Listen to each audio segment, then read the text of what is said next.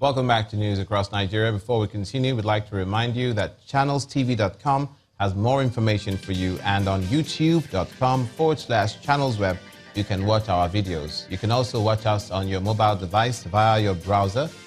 Download the Channels TV app for Android, iOS, and Windows devices from their respective stores.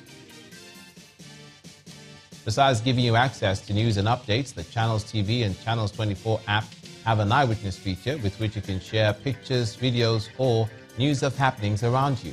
Just install the app, then tap and swipe to reveal the menu and follow the instructions.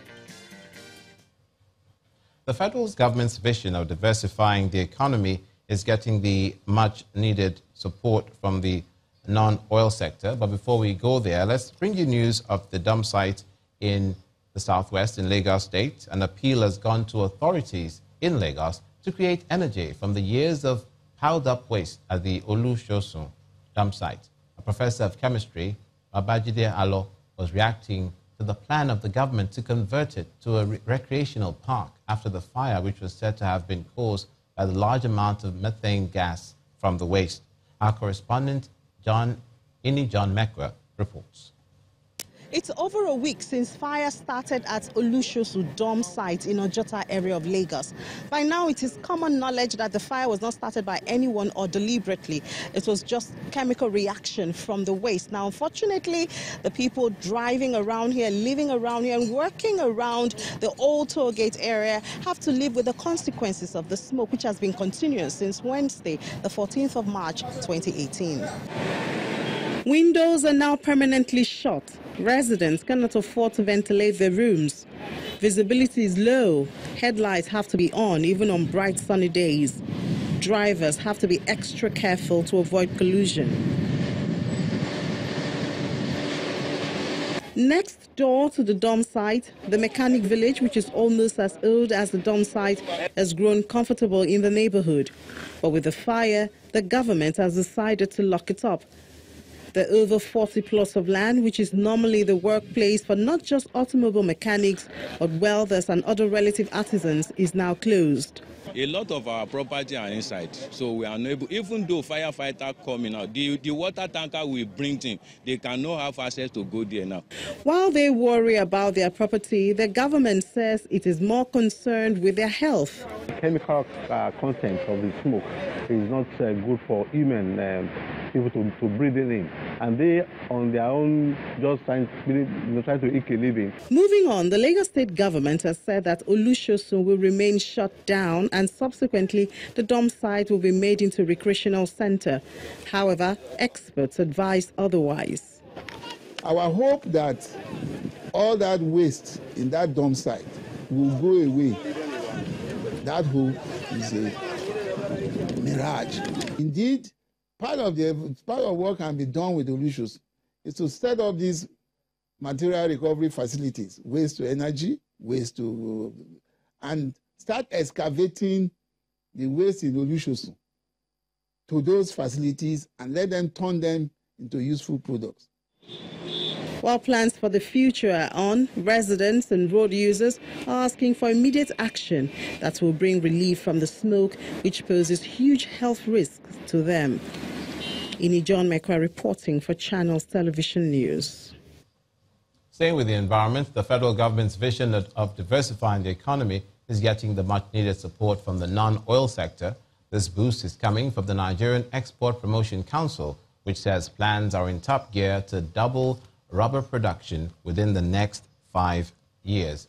The NEPC gave the commitment during a meeting with rubber producers in Benin City, the Edo State capital. This is a workshop which has in attendance producers, processors and exporters from the rubber industry in Benin City, the Edo State capital. The Nigerian Export Promotion Council, through this forum, is bringing together some of the major stakeholders in the rubber production business to deliberate on the best practices to enhance rubber production in the country. Production will be boosted, and then we'll have an opportunity through the organizer of this program to take to the federal domain some of those strategies we believe can be used to improve production. For the national regulatory body charged with handling the business of non-export products, Nigeria has a comparative advantage in rubber production globally after being ranked 7th in the world. The body outlines some of its planned programs which are expected to double the current rubber production rate of 127,000 metric tons per day within the next 5 years. Promoting the development and diversification of Nigerian export trade, assisting in promoting the development of export-oriented industries, playing a leading role in the creation of export incentives. NEPC is positioned professionally to assist farmers with training on good actual practice, market information, and linkages with agricultural institutions with a view to producing quality products for the export market. The high point on the occasion was the presentation of 5,000 rubber seedlings to farmers. To politics now, supporters of the Social Democratic Party, the SDP, came out in significant numbers in Yola to welcome their leaders and those who are new members of the party. And in Imo State, the APC remains divided over Governor Rochas Okorocha's choice of his son-in-law, Uche Nwosu, to succeed him as governor. The flags of the Social Democratic Party, SDP, flies in Yola, Adamawa State, as their leaders are welcomed by a throng of supporters. The harsh glare of the sun and the heat does not deter them from waiting for the words of their leaders, as thousands of supporters of the APC and other parties are said to be here to decamp to the SDP.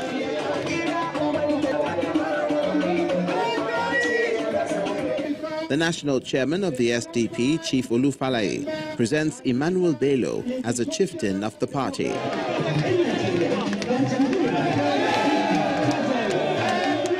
While Professor Jerry Ghana, who was a former leader in the PDP, now a national leader in the SDP, says they are here to take the nation by storm.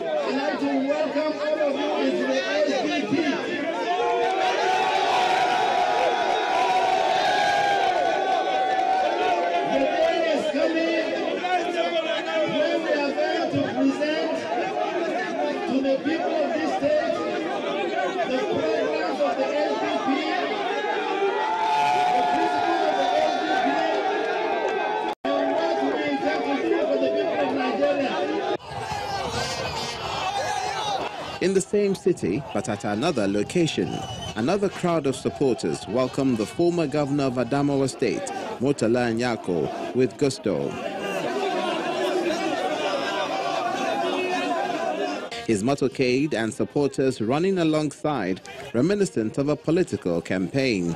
But his reason for being here is to pay a condolence visit to the family of late Alhaji Saleh Mishika, who passed on last Saturday. Afterwards, the former governor seizes the moment to address journalists on the activities of the Bola Tinubu Reconciliatory Committee in the APC and champions continuity of policies. Politics is not a halabaloo affair. It's a very serious affair.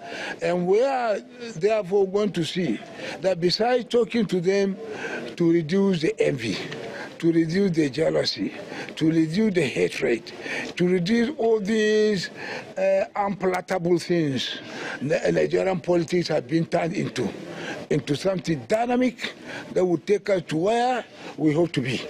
In Imo State, these men are members of the APC. They represent a group of APC stalwarts who are against the alleged imposition by Governor Rochas Okorocha of his in-law, Uche Nwosu, to succeed him as governor. It is our conviction that the way and manner Governor Okorocha is going about the installment of his son-in-law as his successor is riddled with confusion, coercion, disorderliness, intimidation, dictatorial tendencies, and what have you. But there are 20 lawmakers in the Imo State House of Assembly who are of a different view. Who all signed and reaffirmed the endorsement and are willing to address any press at any time to say that they are fully in support of this project. And in this case in Imo State, it remains to be seen how the All Progressives Congress will serve their internal issues concerning the governorship candidate of the APC. You're watching news across Nigeria. Coming up, the Kwara State government makes a move to stop deforestation. Please stay with us.